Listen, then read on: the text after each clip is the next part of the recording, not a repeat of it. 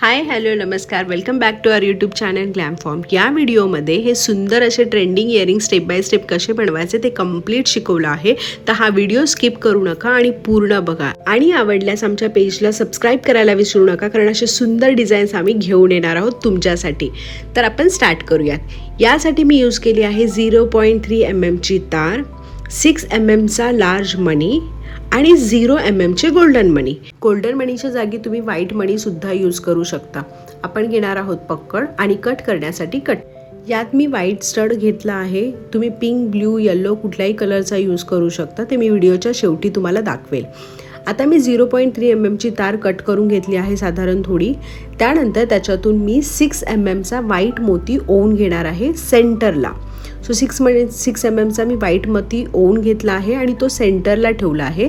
त्याच्या एक साईडने मी 0 mm गोल्डन मणी ओवून घेणार आहे. 8 0 mm गोल्डन मणी मी एका साईडने ओवून घेत आहे.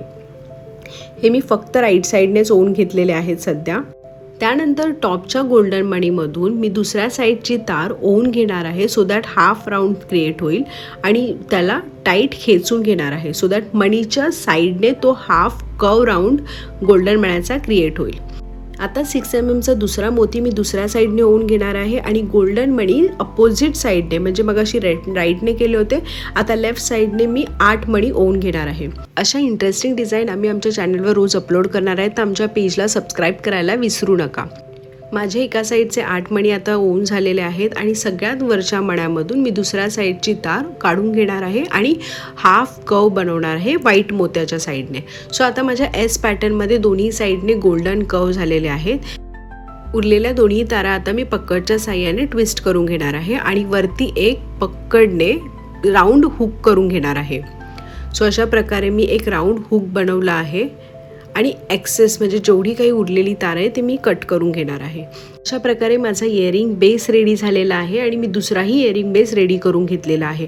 आता मी व्हाईट स्टडमध्ये तुम्हाला तो घालून दाखवते. तो आपण जो राऊंड हुक बनवला होता त्याच्यामध्ये आपण स्टड घालणार आहोत आणि मागे स्क्रू लावणार आहोत. व्हाईट स्टडच्या ऐवजी तुम्ही तुमच्या मॅचिंग आउटफिटला तुम्ही कुठल्याही प्रकारचा कलरचा स्टड यूज करू शकता. तर हे इयरिंग एकदा नक्की ट्राय करून बघा. जर तुम्हाला हा व्हिडिओ आवडला असेल तर लाईक करा आणि आमच्या पेजला सबस्क्राईब करायला विसरू नका, कारण असे नवीन व्हिडिओज आम्ही रोज घेऊन येणार आहोत. Thank you for watching.